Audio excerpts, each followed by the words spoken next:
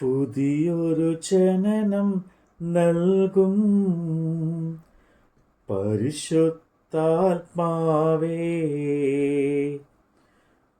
പുതിയൊരു ശക്തിയിലുണരാൻ കൃപ നീ ചൊരിയണമേ. പരിശുദ്ധാത്മാവേ, എന്നിൽ നിറയണമേ, നിറഞ്ഞു കവിയണമേ, കവിഞ്ഞൊഴുകണമേ. പരിശുദ്ധാത്മാവേ, എന്നിൽ നിറയണമേ, നിറഞ്ഞു കവിയണമേ, കവിഞ്ഞൊഴുകണമേ.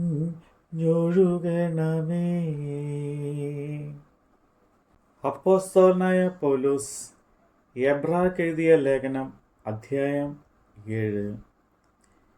ശാലോം രാജാവും അത്യുന്നതനായ ദൈവത്തിൻ്റെ പുരോഹിതനുമായ ഈ മൽക്കീസെദെക്ക് രാജാക്കന്മാരെ ജയിച്ച് മടങ്ങി വരുന്ന അബ്രഹാമിനെ എതിരേറ്റ് അനുഗ്രഹിച്ചു. അബ്രഹാം അവന് സകലത്തിലും 10 കൊടുത്തു.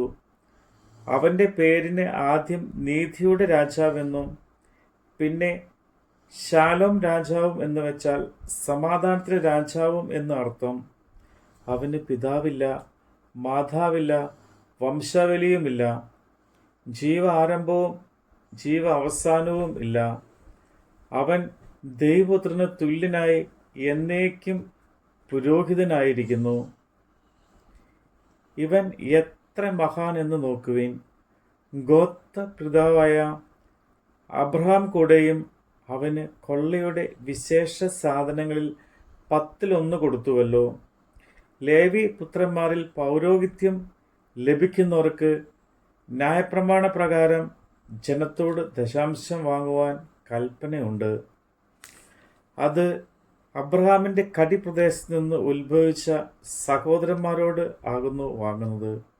എന്നാൽ അവരുടെ വംശാവലിയിൽ ഉൾപ്പെടാത്തവൻ അബ്രഹാമിനോട് തന്നെ ദശാംശം വാങ്ങിയും വാഗ്ദത്തങ്ങൾ പ്രാപിച്ചവനെ അനുഗ്രഹിച്ചുമിരിക്കുന്നു. ഉയർന്നവൻ താണവനെ അനുഗ്രഹിക്കുന്നു എന്നതിന് തർക്കം ഏതുമില്ലല്ലോ. ഇവിടെ മരിക്കുന്ന മനുഷ്യർ ദശാംശം വാങ്ങുന്നു, അവിടെയോ ജീവിക്കുന്നു എന്ന സാക്ഷ്യം പ്രാപിച്ചവൻ തന്നെ. ദശാംശം വാങ്ങുന്ന ലേവിയും അബ്രഹാം മുഖാന്തരം ദശാംശം കൊടുത്തിരിക്കുന്നു എന്ന് ഒരു വിധത്തിൽ പറയാം. അവൻ്റെ പിതാവായ മൽക്കീസെദെക്ക് എതിരേറ്റപ്പോൾ ലേവി അവൻ്റെ കടിപ്രദേശത്ത് ഉണ്ടായിരുന്നുവല്ലോ. ലേവി പൗരോഹിത്യത്താൽ സമ്പൂർണത വന്നെങ്കിൽ അതിന് കീഴല്ലോ ജനം ന്യായപ്രമാണം പ്രാപിച്ചത്.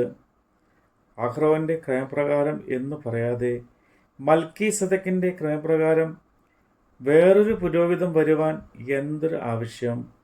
പൗരോഹിത്യം മാറി പോകുന്ന പക്ഷം ന്യായപ്രമാണത്തിനും കൂടെ മാറ്റം വരുവാൻ ആവശ്യം. എന്നാൽ ഇത് ആരെക്കുറിച്ച് പറഞ്ഞിരിക്കുന്നുവോ അവൻ വേറെ ഗോത്രത്തിൽ ഉള്ളവൻ. ആ ഗോത്രത്തിൽ ആരും യാഗപീഠത്തിൽ ശുശ്രൂഷ ചെയ്തിട്ടില്ല. യഹൂദയിൽ നിന്ന് നമ്മുടെ കർത്താവ് ഉദിച്ചു വന്ന് സ്പഷ്ടമല്ലോ.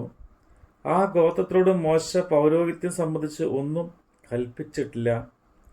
ജഡസംബന്ധമായ കൽപ്പനയുടെ പ്രമാണത്താൽ അല്ല, അഴിഞ്ഞു പോകാത്ത ജീവന്റെ ശക്തിയാൽ ഉളവായ വേറെ ഒരു പുരോഹിതൻ മൽക്കീസെദെക്കിന് സദൃശനായി ഉദിക്കുന്നു എങ്കിൽ അത് ഏറ്റവും അധികം തെളിയുന്നു. നീ മൽക്കീസെദെക്കിൻ്റെ ക്രമപ്രകാരം എന്നേക്ക് പുരോഹിതൻ എന്നല്ലോ സാക്ഷീകരിച്ചിരിക്കുന്നത്. മുമ്പിലത്തെ കൽപ്പനയ്ക്ക് അതിൻ്റെ ബലഹീനതയും നിഷ്പ്രയോജനവും നിമിത്തം നീക്കവും ന്യായപ്രമാണത്താൽ ഒന്നും പൂർത്തി പ്രാപിച്ചിട്ടില്ലല്ലോ. നാം ദൈവത്തോട് അടുക്കുന്നതിനുള്ള ഏറെ നല്ല പ്രത്യാശയ്ക്കും സ്ഥാപനവും വന്നിരിക്കുന്നു. അവർ ആണ കൂടാതെ പുരോഹിതന്മാരായി തീർന്നു. ഇവനോ നീ എന്നേക്കും പുരോഹിതൻ എന്ന് കർത്താവ് സത്യം ചെയ്ത് അനുദപിക്കുകയുമില്ല എന്ന് തന്നോട് അരുളി ചെയ്തവൻ ഇട്ട ആണയോടുകൂടെ തന്നെ, ആണ കൂടാതെയല്ല എന്നതിന് ഒത്തവണ്ണം വിശേഷമേറിയ നിയമത്തിന് യേശു ഉത്തരവാദി ആയിത്തീർന്നിരിക്കുന്നു. മരണനിമിത്തം അവർക്ക് നിലനിൽപ്പാൻ മുടക്കം വരികകൊണ്ട് പുരോഹിതന്മാർ ആയിത്തീർന്നവർ അനേകർ ആകുന്നു. ഇവനോ എന്നേക്കും ഇരിക്കുന്നത് കൊണ്ട് മാറാത്ത പൗരോഹിത്യം ആകുന്നു പ്രാപിച്ചിരിക്കുന്നത്.